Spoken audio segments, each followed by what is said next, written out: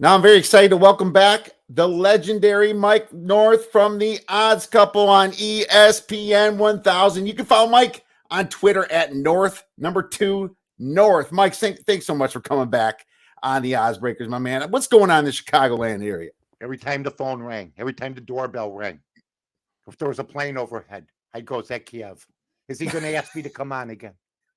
Please, dear Lord, please show me a sign. Then it would rain. I'd have to run inside. It's great to be on with you, buddy. Good time of year, NFL playoffs, handicappers like us, a small community of people that pretend they like each other and pretend they root for each other, but they always root for each other. But we always want to be the number one person, don't we, Jeff? We want everybody to do well, but we want to kick some butt, and we're here to do that today, my friend. Well, it was always against the books, and the books got keen and decided to throw contests out. Then when they put us against each other like that, those jerks, can't believe they did that.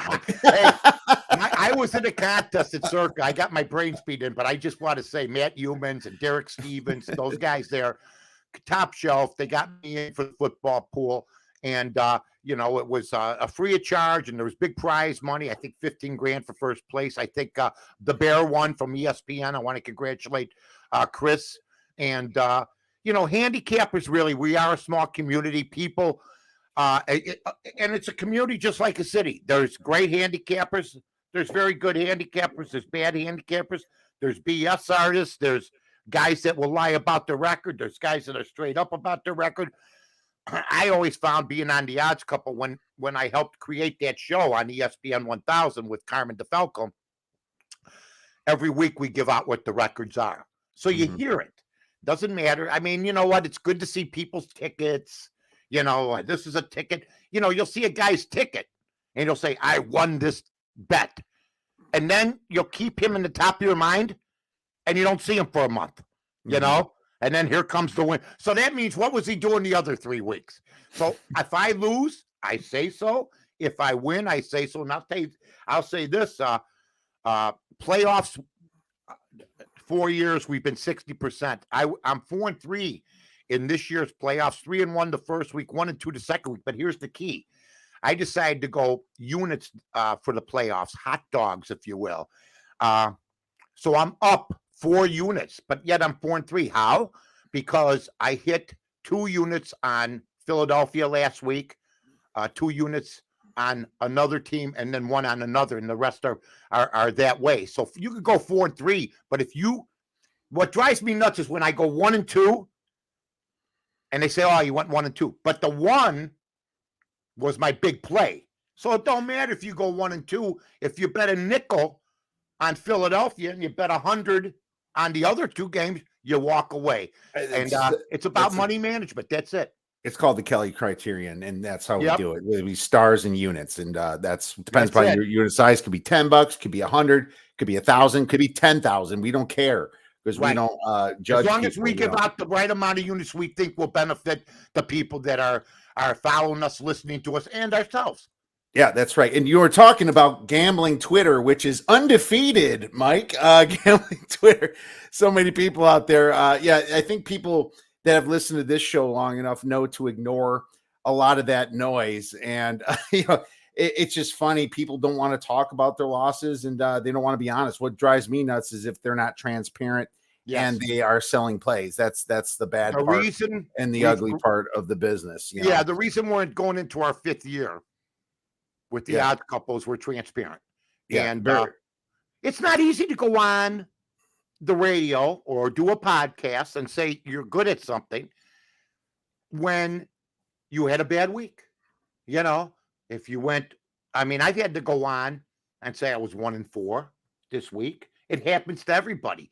The illusion has hurt the overall gambler. Chicago, Illinois just took in $1 billion last month. Yeah. Okay. Yeah.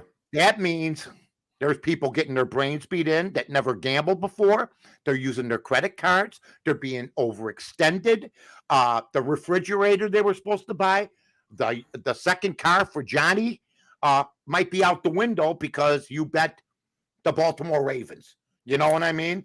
Yeah. So I think more than ever, the great handicappers, and there's plenty of them, I just named a few, including yourself, are the guys that have to not only stress this is going to win, but money management. I think people have gotten carried away with what they're going to bet.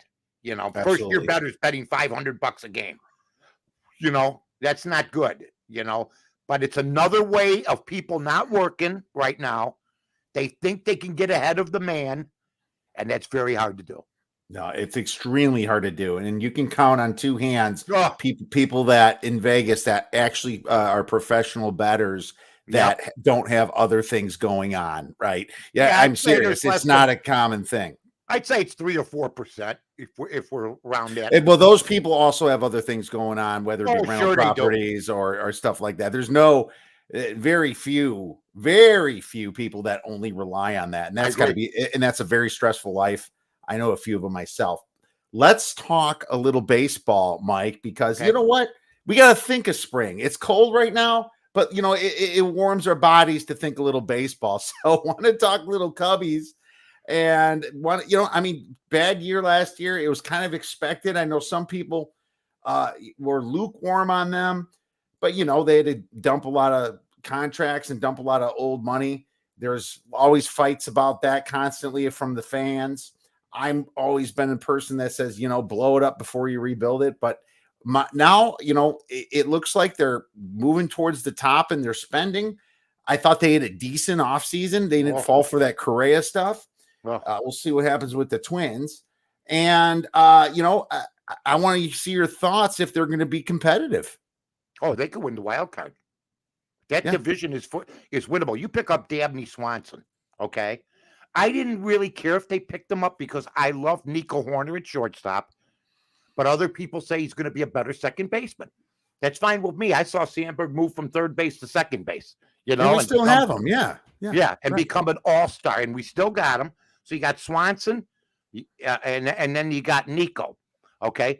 They pick up Mancini, okay, who's a good player, no doubt about it. And I think he makes contact. They picked up Bellinger. Come on. Okay, make $17 million, but he's a gold glover. What they have and what they're trying to do, they're going to have 5 gold glovers in the lineup this year, which is great. They're trying to shore that up. They've picked up some pitching. The only negative I have is I thought they should have kept Contreras. I said that last year. And Happ. They've kept Happ. They got rid of Contreras, and they tried to do what the White Sox always do. Run down the guy they got rid of and then praise a guy like Grandel who walks in who can't catch dead and has cost them $77 million. Contreras should have stayed. He didn't. That was the one mistake I think they're going to look for. They got Yan Gomes. But Contreras, the embarrassment was the Cardinals picked him up. And when your arch rival picks up a catcher after you said, he's not that good a handler of pitchers.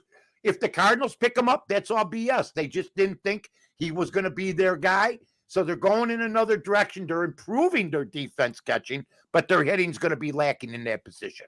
Well, who's his agent again? It's probably Scott. I don't know. It might be Scott Boras. I think it is. I have to recheck that. But a lot of times when players, they want to get paid by their own team, there's a lot of ill will with what's been going on. So there's no doubt there was some ill will because they kept saying he was going to be traded. And I said, if you trade him now, you're nuts. And I had the over Cubs 74. That looked dead the third month. They challenged it. Yeah, they did. Challenged it. So they've had a better offseason than the South Side. They've had a disaster. They had this guy Clevenger who's now got some issues. Oh, wow. Domestic issues. What? They don't do their homework. This has been a problem before. You get rid of a Jose Abreu. After you said you've been rebuilding for 5 years, you get rid of a 300 hitter. Now you picked up Benintendi, okay? But to lose Abreu, they asked Eloy Jimenez the other day. He's making $75 million. He goes, I'm going to try to play right. They got a brand new manager in Guilfoyle who's never managed a day in his life, who's a baseball lifer. It just seems like it's a third place disaster to me. And Eloy Jimenez, they asked him, who's going to be the leader of the club? Now, this is a guy making $75 million. He goes, I don't know. What? Wrong answer. What happened to I'm going to do the best I can. I'm going to be a silent assassin. Somebody will step up. I don't know. Well, That's what I'm hearing. So I think the Cubs had a great season. I think they had a great offseason.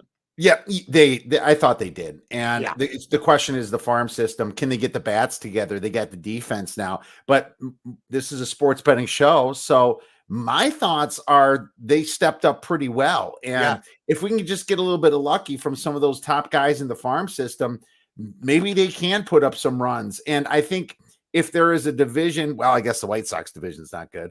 But if there's another, you got Cleveland and Korea. I never wanted them. White Sox fans want everybody.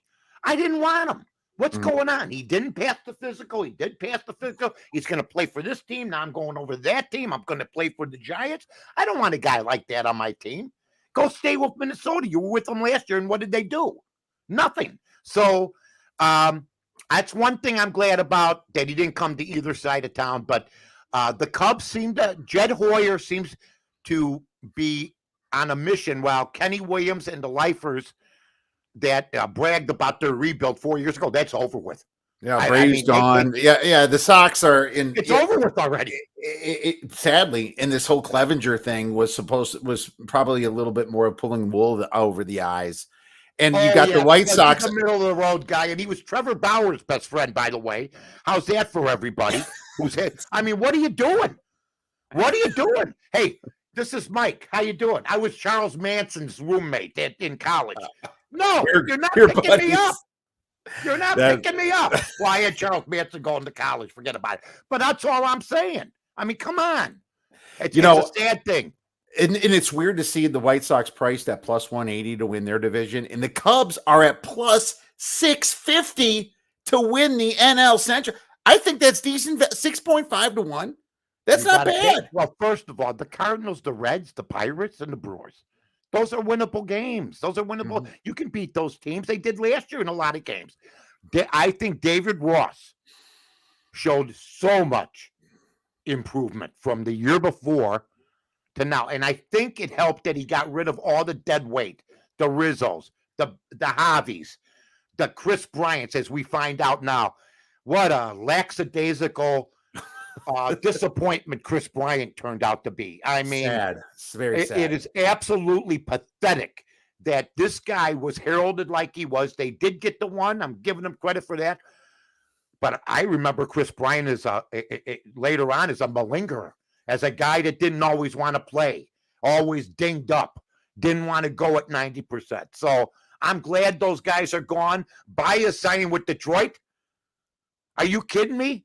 I mean, if that's one of the worst contracts out there. No, there's no, and it was tough for Jed Hoyer to make those decisions because you got the Chicago media just screaming at him to sign these players and all the fans. It's like they made the smart, tough decision to get rid of these guys that never matured. It's weird to see all of them not mature. The only one that really kind of did was Wilson, but there's so much ill will.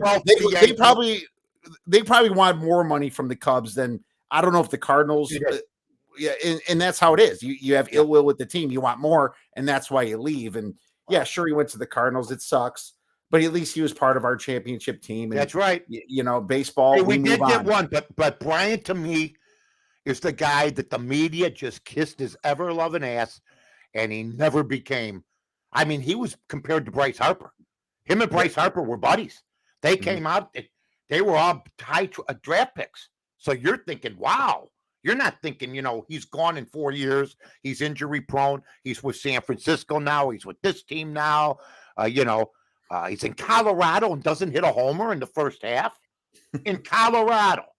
I know that ballpark's the easiest. In Colorado. I have no excuse for him. It was another terrible contract, I guess Schwarber kind of turned out a little bit, but here's the thing. If you blow it up right. And the Cubs did the right thing.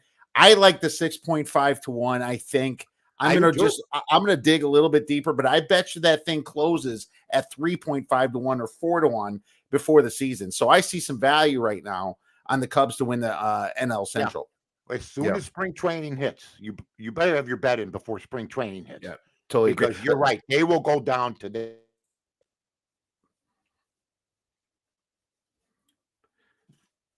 5 to 1, 4. That will be it. Yep, totally agree. Let's move on to The Bears a little bit before we get into the championship games here. So what should they do with the first pick of the draft? I know you and I talked a little bit about this on Twitter. I think we both agree, but our Bears, I sent out a tweet yesterday showing how bad their defense was the last 9 weeks. It was so off the damn charts that it moved the square all the way up to the right. It was just, I mean, I will say that the Bears did have a little bit tougher of a strength of schedule in the second half, but that was just pathetic. But I'm going to get your take, and then I'm going to tell everyone mine. I think it was a debacle. I think it started out well. I didn't like the decision of letting a kid named Justin Fields bust his tail, try to win every game that he was in, change the fabric of the team to a little bit more tough. And I'm not a Fields guy, but he's our guy now. And I saw him almost kill himself. So Bear fans who had the opportunity to finally be right say, and when I say that, they're usually wrong, whether it's Cutler, whether it's this guy, Curtis Enos. I've been wrong about Bear players, Foles, all these quarterbacks that were supposed to get it done, never got it done. But I heard Bear fans say Fields is going to be a Hall of Famer someday. And I'm just like, I put my head in my hands. I look at Twitter. I look at social media. He's lost 9 in a row. He's 5-22. He's got like 45 turnovers in a matter of years, or 29 in like 20 games, something like that. His record is 5. He had 6 games in the last 9 games where he could have tied or won the game on the last possession. And you always see it with every quarterback, but he couldn't do it. He couldn't get that last drive. The Washington game when he overthrew the receiver. Should have won that game right there. That's one of them. And there was others. You look at the scores, they were close. So they pick up Claypool for what? A second rounder, a wide receiver who hasn't could have been a first rounder now. It's a 32nd pick. Right, I think a 32nd. That's a bad move by Poles. Receivers are a dime a dozen. You can find them. And you look at every school. Usually their best players are their wide receivers. For God's sake, or the running backs, or maybe he did it to block the Packers. Let's face it. I think that was part of it. I knew that he wanted a receiver, but he thought he would get some love from Chicago for doing that, and I think he kind of did for a while. I'm not gonna really. I liked what I saw from Fields. I don't like the fact that he can't ever after the first read. It really goes to hell, and he holds on to the ball too long. Well, with that offensive line. And so I know, but he would take sacks with 5 seconds after 1,002. He'd hold right. on. This ain't Ohio State. This is not Ohio State's offensive line. You know what he did give? He ran to the sidelines the last game, or the game that he was in. Ran to the sidelines. Claypool's waiting for him, and he takes the sack. It's just football sense that he's got to get better at. He should have gone and played that last game because he would have broken the record, and they would have taken his cleats, his jersey, his helmet, and put him in the Hall of Fame, like people predicted. But you know what the Bears said? Oh no, we can't play him the last game. How do you play him all these games, and then he's got a chance, and the fans got a chance to root for something, and you sit him. You could have gotten 37 yards rushing and then take him off the field. Well, because the Bears don't play for that. They're playing for the first pick of the draft, and they got it because of the Houston screw up. Wait a minute. He lost 9 games in a row running his ass off. So I wasn't worried about them winning. I was worried about him finally getting a little payback for making the coaches look a lot better than they are. They made the GM look a lot better too. Well, this Bears, there was a bunch of guys that would be on practice squads, if that, starting for the Bears this year. So I'm not going to give a ton of fault yet to Fields. I like some of the things I see. I'm hoping he's on a Jalen Hurts path. I mean, that's the best hope. Saying I don't listen to fans calling Hall of Fame. It's just stupid, But my thoughts are, for the first pick of the draft, Mike, they got to trade down. You have to. There's no player worth what you can get in draft pickle by moving down to the 3, the 4, or the 15th. It just depends upon what you're going to get this year with Bryce Young sitting there. A lot of people have him as a must top guy, above Stroud. And that's 5'11", 100 and nothing. Come on. Well, here's the thing. I don't care who they pick. I just think that picking a quarterback would be stupid too, because he's as unproven as Fields, and he had the best offensive line. Absolutely. So do you agree that you trade down, start building in the trenches, unlike what our previous regimes, plural, have done in the past? Yeah, our previous 9 regimes. I will give you something, buddy. My favorite is Mel Kiper, who's wrong a lot, but he's right. Sometimes he works hard. I'll give him that. And he tries to make the draft interesting, which it isn't anymore because they ruined it. Used to be on Saturdays. You were a kid, it'd be 90 out, and you stayed in for 4 hours and watched the draft. Now you got 3 days of nonsense. Here's my deal. Kiper says that the Bears don't trade down because that would just be, then they should take the defensive tackle from Georgia, Carter. Okay. I just get, I start hearkening back to Tommy Harris. Okay. I hearken back to Akeem Hicks, who the last few years was ineffective. Played well 3-4 years, but broke down. I don't think you take a first pick at defensive tackle because all it takes is one chop block that you're not supposed to do, one blind side to the side of the leg, and these guys always have a problem. I like the kid Will Anderson, the pass rusher from Alabama, if they're going to take anybody, a Richard Dent type guy to put pressure on the quarterback and then push him up and push him up into the pocket, so it will make it easier for the defensive tackles to whoever they are. So that's my guy, but I'm with you. Trade down. There's not a difference in any of these players. Nobody knows who's going to get well. Nobody knows who's going to get a bad player. Nobody knows who's going to be great. I think Fields is more going to be like Kyler Murray. That's my opinion, only not as good. And Kyler Murray, everybody's up in arms about him. So I hope he turns out okay. They moved up for him. And I don't want to hear people moaning he don't have a lot around him. When you move up for a player, he's supposed to make them better. And I saw overthrows. I saw fumbles. I saw lack of resolve to get rid of the football. And like you said, focusing on one guy. This is his last year. If it don't work out, I think these guys will say, we gave him a chance, man. And he wasn't even our guy. Now we got to move on. I think that it's weird.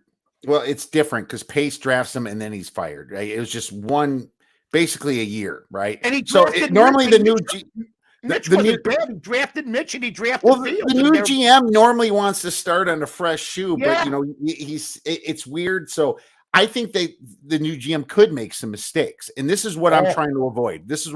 I'm with you. I don't want them to trade for a Lamar Jackson because he's going to get franchise tagged and possibly traded. I do not want that at all because I think Lamar Jackson is the typical, I'm going to get you to the playoffs with my legs, but once I play a really good team, I can't go through my progressions. That's what I'm worried about of that. Now, I like him, and I like the guy because he lopes. He's faster than Fields because he runs differently. But let me also say this. Walter Payton played quarterback for the Bears. And when you are a great runner, but you can't throw, he threw a touchdown in the game. But he also ran wild. If you got a running back that takes the snap, you better be able to gain 60, 70, 80 yards. And that's really what Justin Fields is right now. I can't say he's a quarterback. He's a talented dual threat. But right now, the duel is with the question mark. The running is impeccable. Tough kid. But I don't think you talked about Lamar Jackson. I don't think the Bears might, even in their division, he's the 4th best quarterback right now. Yeah, I do not want them to screw up and get dazzled by a bunch of BSers in the media. And that's what you're going to say. They're going to be like, I've already heard it, like a perfect fit for the Bears is Lamar. No, he's expensive. He's expensive as hell, and he's going to be hurt. He's a good quarterback when he's not hurt, not great, but he's good. And he's good with the Ravens system. But the fact that he does get hurt because of his running, because that's part of his game, He's not going to last. Brings him down. Exactly. So that would be a mistake number one. Mistake number two is getting dazzled again by another wide receiver like a Hopkins, like trading, your picks away for something like that. No, I like Hopkins, but the Bears are not ready for Hopkins because they could never use it. If the quarterback has no time to throw the ball, who cares who's back there? You could have 5 Terrell Owens back there and 3 Jerry Rices. They're not getting the ball because there's no time to throw it. And that was part of the problem why Fields was always running for his life. Now, I like a quarterback that can run smart, like a Mahomes, like a Burrow, like Daniel Jones actually did. But see, you know what, Kiev? You just said something that's wrong. You said he always ran for his life because that. I counted at least 20 times this year. 1,000, 2,000, 3,000, 4,000. Now I'm going to run. Or early runs. A quarterback has to have the sense. I saw Danny Jones improve this year. That's what you want to hit. Yes. Well, I had Danny Jones on the scrap heap a couple of years ago. This year he had a good year. We all did. We all did, Mike. Yeah, we all had him there.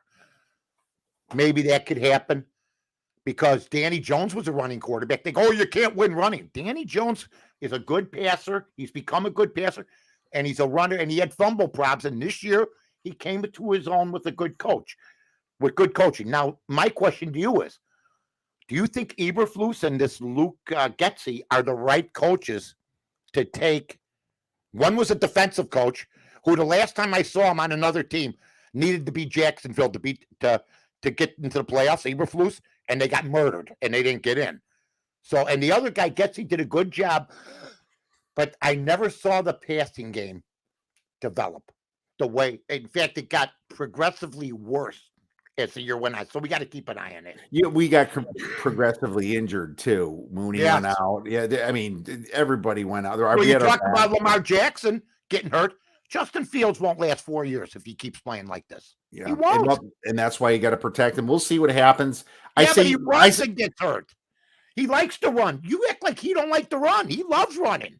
I love him when he runs, don't you? He can run, so does Josh Allen, but he gets down and slides in the right opportunity. That's what he needs to learn. So I like quarterbacks that extend the play, because once the linebacker gets off the tight end and darts towards you, your tight end's open. And that's what Mahomes does every day to Kelsey. I mean, we see it all the time. He extends the play by going to the right of the pocket. 1,000, 2,000, 2.5, shoot to the right. It's almost magic the way he does it, because the offensive line expects it. The receivers know where he's going to be. That's the only thing that's going to make Fields better. Now, I don't know about Eberflus, Mike.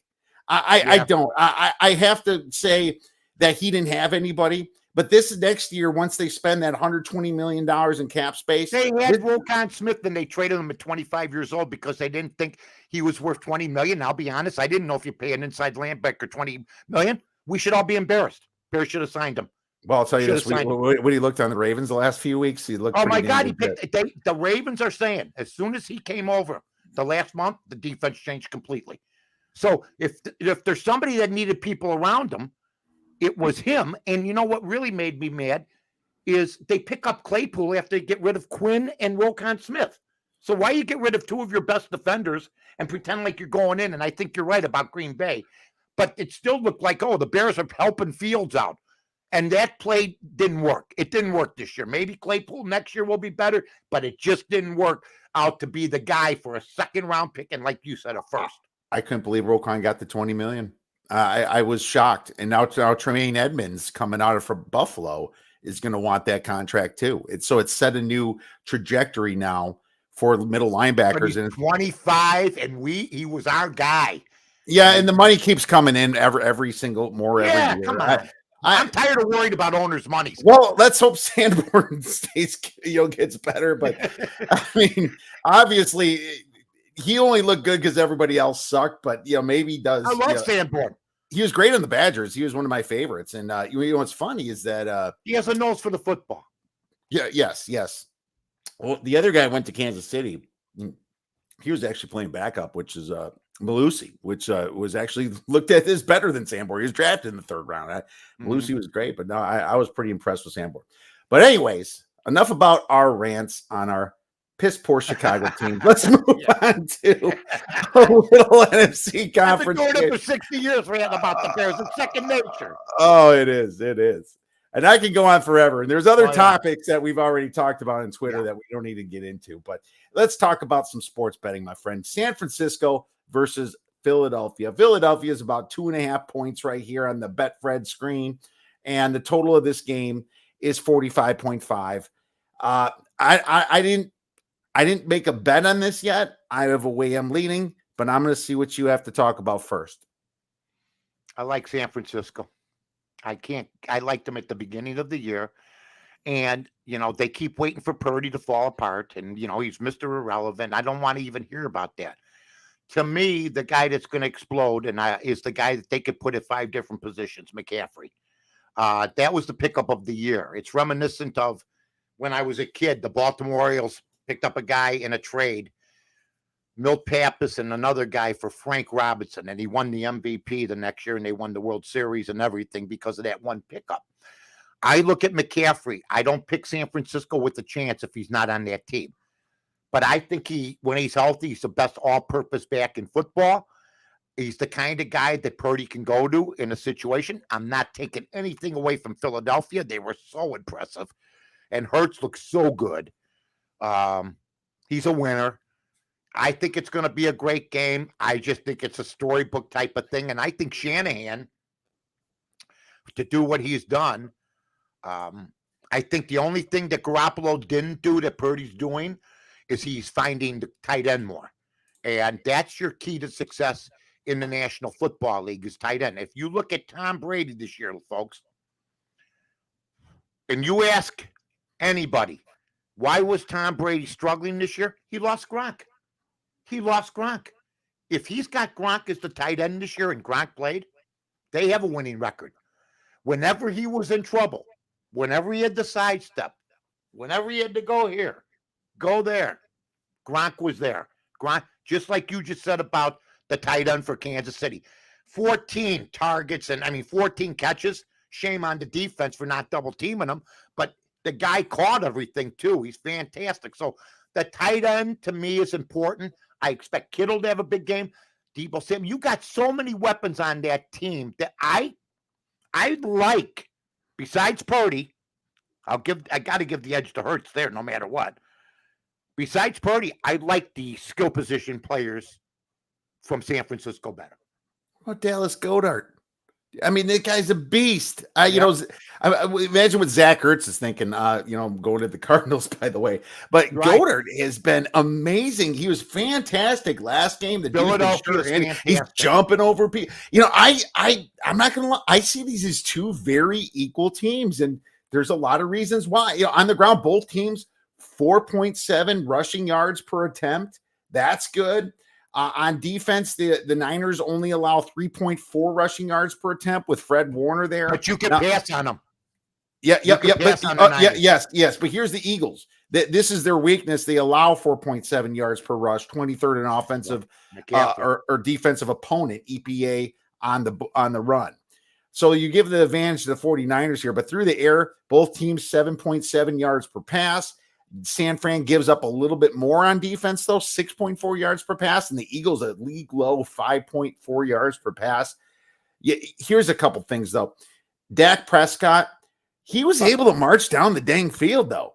He was stupid about some situations, and he lost the game for the Cowboys. The Dak Prescott lost the game. He was there. Your version of Justin Fields this game. No, he was awful. The rookie beat him out. The rookie didn't throw a pick. That's all you got to do. Don't turn the ball over and win the game. I'm with you. I really believe I felt bad for Dallas's defense. They were terrific. Micah Parsons is the best talent I've seen in 10, 15 years. With a double team, he's as good as anybody I've seen, including Taylor. Butkus was quadruple team, so he took everybody on. But for Taylor and for Parsons, I watched them both. And I watched this Micah Parsons get double teamed all game and just whip people's butts. He's as good as anybody, but it's a shame that Dak Prescott has got to get a change of scenery. That's what he's got to do. He's got to get out of there now. He's paid now. He's making $40 million a year. Who's going to pay him that besides Dallas? That's a big contract. A lot of it's guaranteed. Why don't you give some of that money back so you can get some better players? First of all, Zeke Elliott is finished. Well, you tell that to Aaron Elliott. Rodgers up north and see how that goes. Zeke Elliott is finished. I'm tired of seeing Zeke Elliott. And that they had him center and that stupid play. I mean, my God. And I don't mind McCarthy because you know what? I'm not blaming McCarthy for Dak Prescott being a dumbass with some of those plays. I really believe if they could get themselves a better quarterback, yeah, I said it, they got a real good shot. And Pollard breaking his leg, that was the end of the end right there. I mean, because that was the end. That was the end. Yeah, I don't blame Kellen Moore. I don't blame McCarthy. I blame Dak completely because this has always been Dak. Now, Dak was able to beat the inferior Tampa team that couldn't have a pass rush. They had lost Shaq Barrett this year. They're all over the just poorly coached Tampa team. Brady looked like he saw a ghost in the first half, throwing the ball at everybody's feet. I don't know what the hell was going on over there. But, you know, you got two elite teams. Brady looked like he saw his alimony papers. Yeah, he looks like his FTX investment. Oh, man, we're so bad. Both teams are 1 net yard per play. Both teams top 4 in EPA. The path to the Niners is running the football, but let me ask you this question, Mike. Let me ask you this. Who do you trust more to come back if they get jumped? 10-0, 14-0. The Eagles or the Niners? The Eagles. Yeah, the Eagles. And the reason is because you're going to have a quarterback. 49ers for that. Yeah, the 49ers are not built for that. They have to play with the lead. And I'm worried about that because I've seen the 49ers go against some terrible pass defenses and pass offenses. Now, when they finally upgraded in pass offenses and played the Chiefs and even the Raiders, they got scored on 34 to 44 points. So that's my worry. And you got guys like Devonta Smith, Heisman Trophy winner. You got A.J. Brown, which was the stupidest trade I've ever seen. They're loaded. They're loaded too. So these are really equal teams. Advantage coach to Kyle Shanahan, advantage quarterback to Hurts, right? Yeah. Yes. And then you throw in the home field. So we're talking about a guy that hasn't lost the game, the other quarterback. Right. And you throw in home field. What's the spread, Mike? It's 2.5. That's what it should be. We're worried about Fields. Purdy hasn't lost the game, and we're worried about him. You know what I mean? If Purdy came into the perfect situation, if Purdy plays for Tampa Bay and Brady plays for the 49ers, I think I think Tampa Bay has a worse season, and I think 49ers have basically the same season. I don't know. Maybe I'm wrong. Because I see Purdy he plays like Brady does. Brady's a 45-year-old guy. Purdy's smart. Purdy takes his time. I think being shunned as Mr. Irrelevant puts a chip on his shoulder. Oh, yeah. But if you're going to be a quarterback for the first time and you're going to be the guy that was picked last, what better offensive group would you like around you than Deebo Samuel, McCaffrey, Kittle? That offensive line at that left tackle, nobody gets fired. Yeah, Ayuk's out there, Mitchell. I mean, they're loaded. They're loaded. Both teams are loaded. Both teams are loaded. So that's why it's 2.5. I'm trying to say this is the right spot. We don't have to bet every game, Mike. No. The sports book has to put a line on every game. We don't have to bet every game. Oh, no. The best bet I've always said, some of the best bets I've ever made are the ones I didn't make. Yeah, you leave them off. It's better because you pay juice. It's better to leave a loser off the table than gain one winner. No doubt about it. And so I like San Francisco.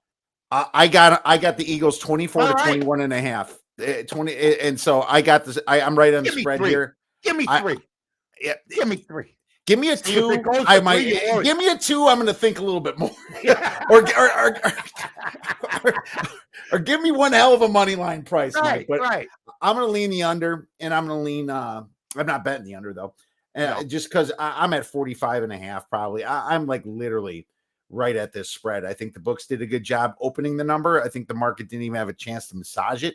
I think it's still at 2.5 for a reason. Limits are starting to increase here, and I expect this. I do expect some Niners money. I expect it to go from 2 to 2.5 all week, and we'll see what happens. Barring any big news, this is a good line. It's best to not bet it, in my opinion, and that is my advice. Let's move on to the next game. Okay. Cincinnati versus Kansas City. Now this is down to 1-ish, 1.5. Let's pull up our Betfred Sports and see where the heck this is. It looks like 1. Bengals are now -1. The total is 47. The reason it went back down to 1 is because Mahomes is practicing. in my opinion, Mike, I think that Mahomes plays with so much damn tape, it's going to look like a cast anyway.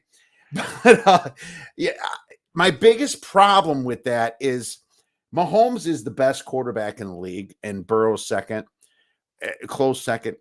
But what's Mahomes when he doesn't extend the play by running to the right?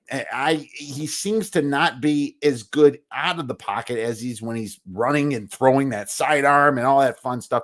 Now, he's still above average, that's for sure. I would take an injured Mahomes over 75% of the starting quarterbacks in the NFL. I'd take him if he was almost dead. I'd take him if he was in a coma. Over half the guys I've seen just put him behind the Bears. Bring back Jay Hill. Put him on a dolly and roll him around and let him just throw with the arm like this. Enough.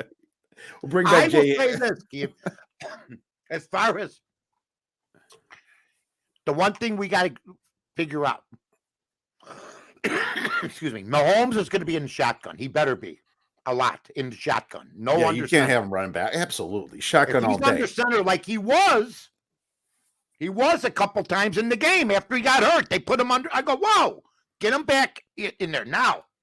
Boom, boom, boom. Kelsey, all the guys around him. The line.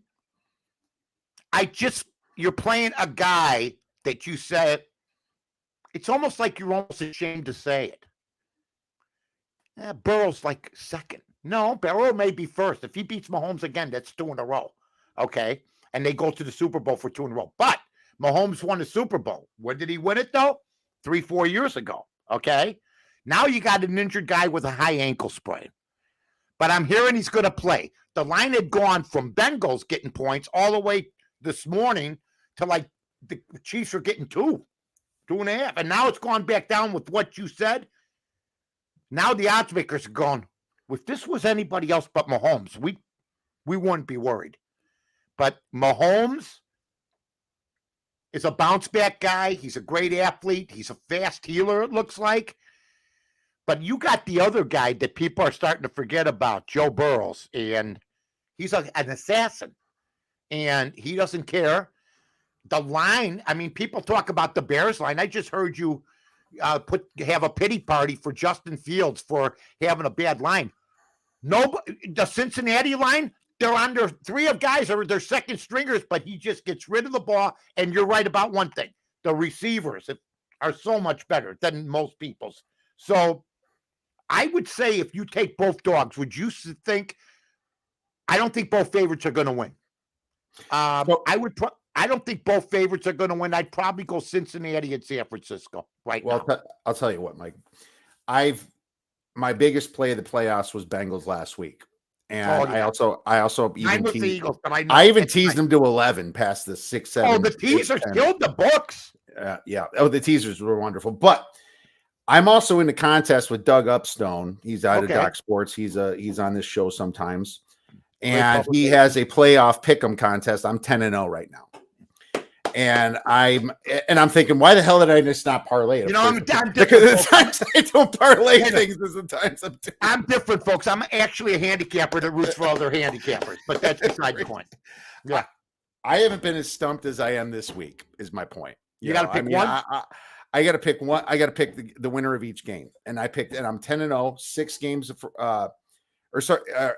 6 games, 4 games, and here we are, 2 games, right? So now you're talking to a guy, by the way, who was in a post-game media pool. My first game, I had Chargers, and we were winning 27-0. So, these things you never know. Oh, that was brutal. I wanted to fly to the airport and meet that team and talk to and have a dressing down. But that's beside the point. I mean it. I wanted to fly me to LA. I want to talk to this big guy, Justin Herbert, who puts up 3. They talk about Dak Prescott. Justin Herbert's the same way. 3 points in the second half. But anyway, I digress because I got angry. I digress. I'm going to go. I just think if I had to pick one, I'm going Philly. Okay. If you believe in Philly, if you believe Philly can beat Frisco, I don't believe Kansas City's a shoo-in against the Bengals. I don't. I'm not even thinking that far. I'm not even thinking that far ahead. Let's talk about that after this handicap, though. All right. I don't want to Chiefs. depress you. Well, I mean, it's just a tough week. I mean, this is a worse situation. I think that the Bengals did own them the last 3 games. They covered the spread, and that was with Burrow and Mahomes. There's something about this team. I was very excited about the Bengals. Had no worry about them last week because I thought the fact that they looked bad against the Ravens, who played out of their ass. They punched them in the mouth. The Chiefs can't punch you in the mouth. They're not a punch. The way to beat the Bengals is to beat them up. Like the Steelers probably have a better chance with their front 7 than the Chiefs do to beat them up. Seriously, and the Ravens did the right thing. They screwed up at the end with Huntley. But you said to me just now the Bengals won 3 in a row, right, against them. And now we have an injured guy. No matter what, Mahomes could start and could re-injure the ankle just like that in the second series. But I'll give you an analogy because you're one of my favorite guys. And I'll tell you a story. It's no fun for me to tell this story, but I must. When I was about 11 years old, there was a guy named Bobby Burns in my neighborhood. We didn't get along. Okay. It was like a territorial thing. And we got in a fight and he beat me up. Bobby got me good. Okay. For 3 weeks after that, I hit out and I trained hard. Okay. And I saw Bobby Burns one day. You know what happened? He beat me up again. Okay. So what I'm trying to tell you is if the Bengals have won 3 straight and you got a crippled quarterback playing who's talented as hell, but could get re-injured, that's the thing I'm worried about. Oh, he's back there taping up the ankle again. He's limping again. Oh, here comes Chad Henne, who, by the way, had a 98-yard drive, and Mahomes went, wait a minute, they're going to find out that it's the team, not just me. Let me get back out there. Because that was a great drive, and you know who deserves a little credit for that drive, baby? Not only Bieniemy, but the quarterback coach and Matt Nagy. There you go. Yeah, there you go. You know what's funny, Mike? Well, first of all, you look wonderful. I never would have thought you got your ass kicked that bad. Oh, no, it's me. I can heal after 50 years, but the memory's still there. No, the memory's definitely there. And, I would have put maybe the Chiefs at -2.5, being at home, being how hot they are, just based if Burrow is healthy. Now, if it's under the 2.5, and 3 is that important key number that always gets to, why would you not bet the Bengals it's almost like a free roll?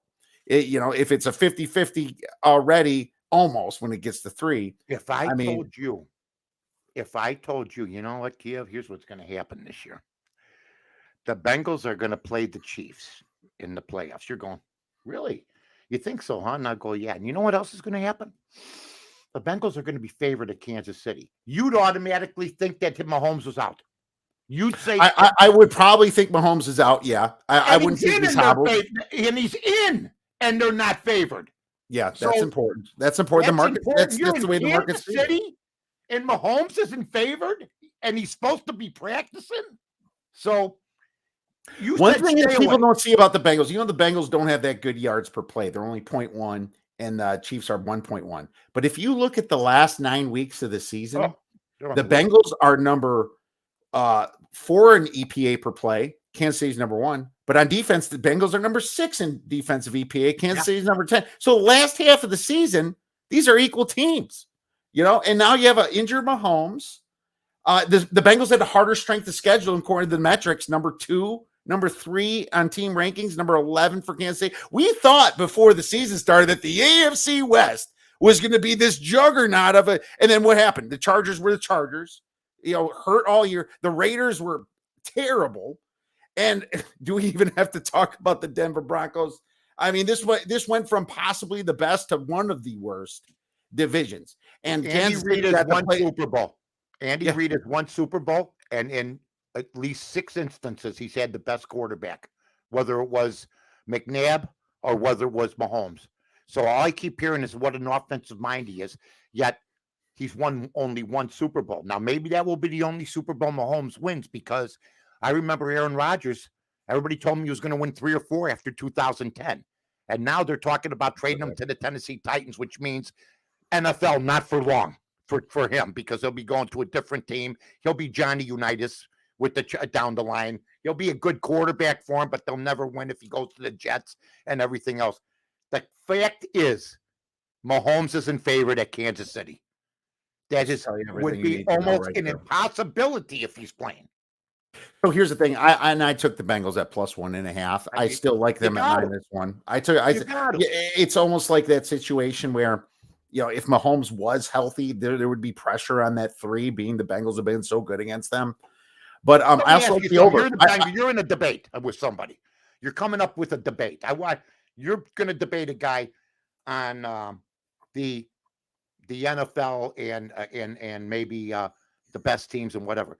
And you know this guy's really sharp, and they're going to give you points. But you hear that he gets dizzy every so often. Mahomes got the bad ankle. You hear the guy gets a little dizzy. Just had a brief bout with vertigo. You're not as intimidated. You're not as worried. You're saying, you know what? This guy might have a spell when he's up there. I'm feeling good. That's how Cincinnati is. Burrow's healthy. The team's healthy. I'm not a big fan of the coach because he's like Harbaugh. They like to take chances and screw things up. The coach can be a screw up, and he was out coached at that Ravens game, but he still has the most talent on this team. And if he can just call plays like he did last week, then he could match up a little bit. Bengals versus 49ers, the Montana Kenny Anderson or whatever it was. Who was the quarterback for the Bengals? Oh, that's the Collinsworth. Was that the Icky Woods or Icky Shuffle? Yeah. Who was that? Who was the quarterback? Was it? Oh God, it can't be Kenny Anderson. No, I don't remember. Was it Kenny Anderson? Number 14? It was. I can't believe I can't remember. I don't remember. Again, was it 1980s or something? Early 1981? It was the 90s, I think. No, the 90s were Dallas.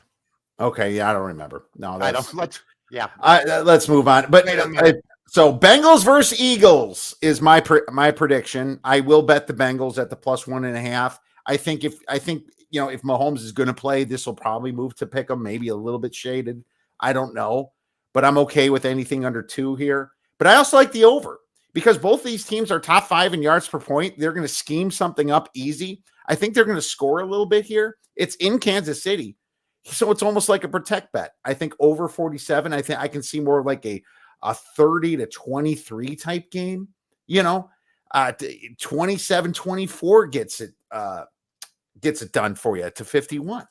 I think the over is a good play, and it's almost a hedge because if your Bengals place gets screwed up, it's because the Chiefs were able to score a bunch of points. Yeah, that's the only way I could look at it, and both could happen. So I like the Bengals and the over because it's almost kind of. I don't know if we should overreact about the Buffalo game with Cincinnati though, too. No, you shouldn't. But Buffalo was a mess, and they're still a mess. That Daboll loss has definitely hurt them on the offensive play calling side of the ball, and they just weren't ready. And my handicap was perfect. They didn't have the safeties for this. Now the Kansas City does have a little bit of better safeties, but they're also got a weakness in the pass game on defense. They do allow pretty big chunks of yards through the air. I do have the numbers here somewhere. I think it's 6.6 yards per attempt. Yeah, you got Jamar Chase, you got T. Higgins, you got Hurts, you got Boyd. Yeah, Boyd was the starter before those guys. You got a running game right now. You got a running game. Mixon's playing pretty good. He's not like a loser. God, yeah. Mixon's a stud. He was like the best fantasy back. Hold on, I'm talking to the black box. Hold on. Who was the quarterback for the Cincinnati Bengals when they went to it's bugging you. Bugging the hell out of me. Not Joe Burrow. That's the last one. Don't ever ask Siri. The Cincinnati Bengals. Never mind.